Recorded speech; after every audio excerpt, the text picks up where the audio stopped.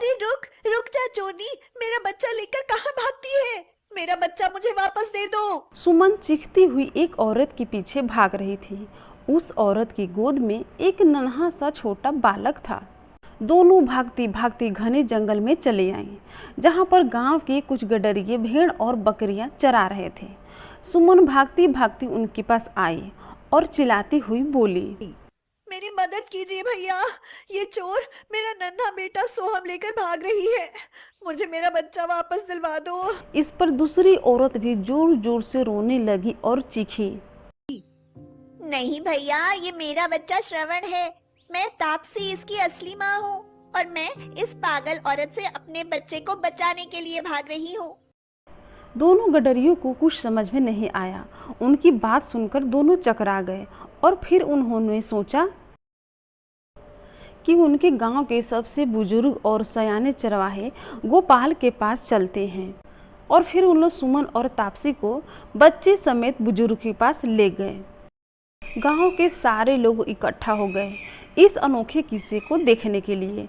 गोपाल जी ने सारी बातें सुनकर और फैसला किया कि उस बच्चे के दोनों हाथ एक औरत पकड़े और दोनों पैर दूसरी औरत पकड़े, फिर जोर से अपनी अपनी तरफ खींचे और जिस तरह बच्चा ज्यादा खींचा जाएगा वही बच्चे की असली मां कहलाएगी।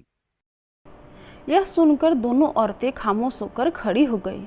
तब गोपाल जी ने कारण पूछा। तब दोनों औरतों ने रोते हुए कहा, मेरा नन्हा नाजुक बच्चा दर्द से रो पड़ेगा, इसलिए मैं ऐसा नहीं कर सकती। यह सुनकर गोपाल जी आश्चर्यचकित हो गए। उन्होंने सोचा कि ऐसा तो असली माँ ही सोच सकती है। तब उन्होंने एक दूसरा उपाय निकाला। दोनों में से जो जलते कोयले पर चलकर बच्चे तक पहुंचेगी वही असली मां कहलाएगी। उनकी यह कोशिश भी नाकाम रही, क्योंकि उन दोनों औरतों ने सुमन और तापसी कोयले के अंगारे पर चढ़कर और बच्चे तक पहुंच गई। अब तो मामला और पेचीदा हो गया था।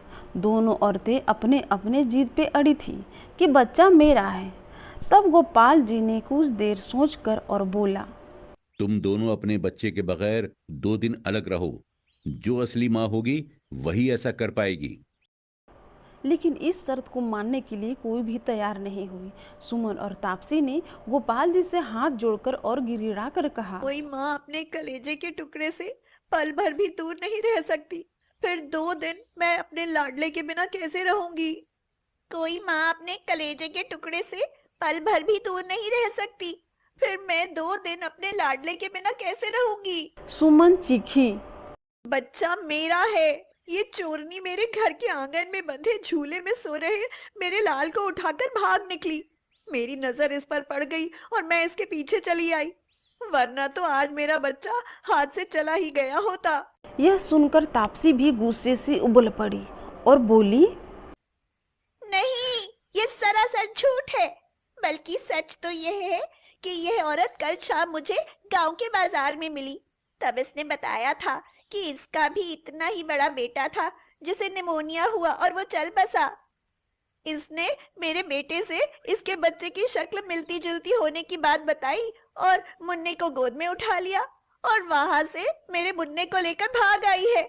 तब से ही मैं इसका पीछा कर रही हूँ और आज जाकर ये पकड़ में आई है।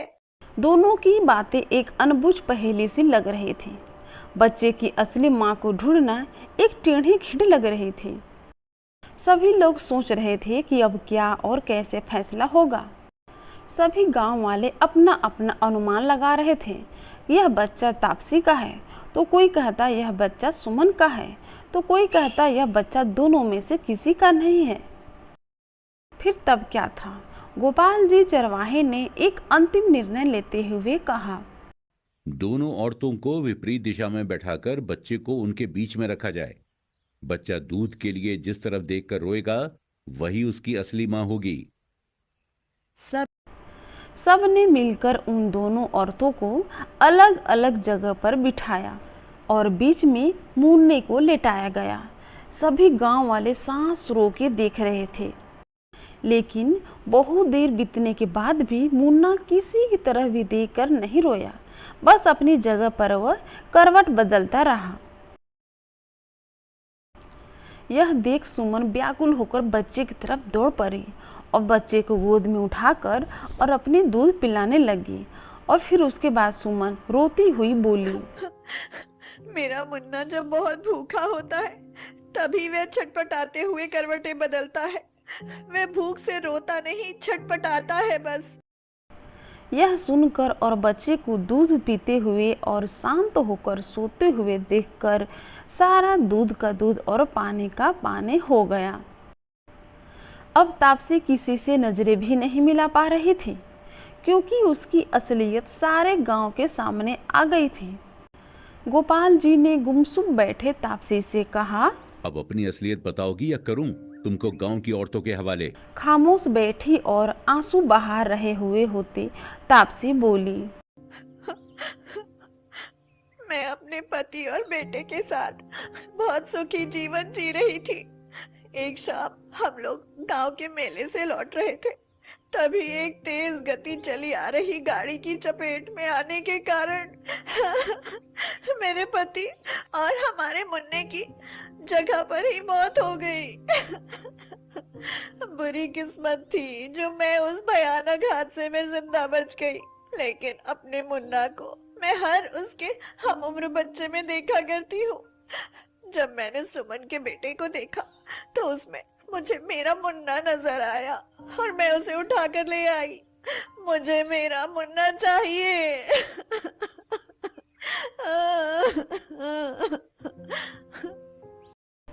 कहते हुए फूट फूट कर तापसी रोने लगी। तब गडरिये गोपाल जी ने धीरे से कहा, सुनो बेटी, देखो तुम्हारा मुन्ना तो अब इस दुनिया में नहीं रहा, लेकिन तुम इस तरह किसी के बच्चे को उठाकर भागोगी तो उसकी मां को भी तुम अपनी तरह दुखी करोगी। इस पर सुमन ने तापसी को हिम्मत बताते हुए कहा, तापसी बहन, तुम मेरे मुन्ने को अपना मुन्ना मानकर उसे जब चाहे मिल सकती हो, प्यार कर सकती हो। मैं नहीं रोकूंगी, लेकिन अगर ऐसी हरकत दोबारा किसी के साथ की तो मैं तुमसे बहन का नाता तोड़ लूंगी और मुन्ने से भी नहीं मिलने दूंगी। हाँ। यह सुनकर सारे गांव वालों की आंखों की पलकें भीग गई। तब तापसी ने रोते हुए सुमन और मुन्ने को गले लगाकर कहा, मुझे माफ कर दो बहन, मुझे अब किसी का बच्चा चुराने की क्या जरूरत। मुझे मेरा मुन्ना और बहन दोनों मिल गए हैं। तब गांव वालों ने उन तीनों को खुशी खुशी उनके घर पहुंचा दिया। तब गांव वालों ने और सुमन और तापसी ने गोपाल गडरिये की खुले दिल से उनकी सूझबूझ और तेज दिमाग की प्रशंसा की। फिर सुमन, तापसी और उनका प्यारा बेटा एक ही घर में साथ साथ रहने लगे।